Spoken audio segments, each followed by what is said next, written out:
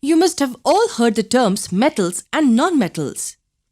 Can you look around and see if they exist in your surroundings? What is your table made up of? Aluminium or wood? What about the phone or the laptop you're viewing this video on? Is it made up of metals and non-metals? As a matter of fact, it is. Almost everything around will be made up of either a metal or a non-metal. But how do you differentiate between the two? Is it as easy as the difference between the two colors black and white? Well, for that, let us look at the physical properties of each category in detail. Let us take for example the ornaments. Any of the ornaments will do. What do you have to say about them? You will observe that most of them are made up of gold or silver. Let us look at them closely. Do they have a shining surface? Or even the aluminium utensil in the kitchen? Does it shine?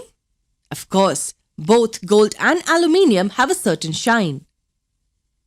Do you know what this shine is called?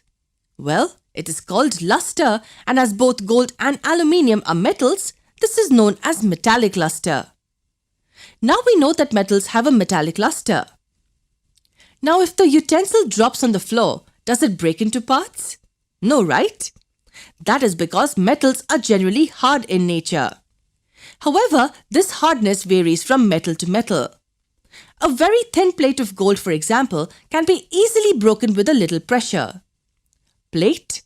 Did I say plate of gold? How do you think huge aluminium sheets are made? Or sheets of copper or zinc?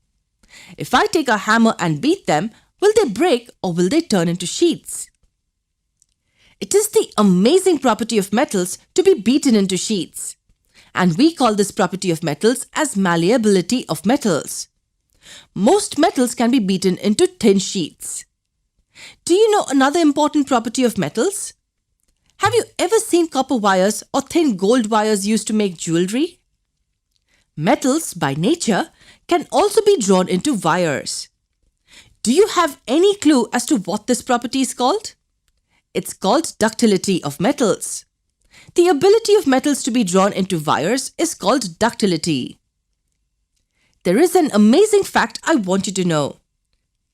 A single gram of gold can be drawn into a 2-kilometer long wire. Isn't that amazing? Well, there are some more interesting properties of metals which we will learn in our next lesson.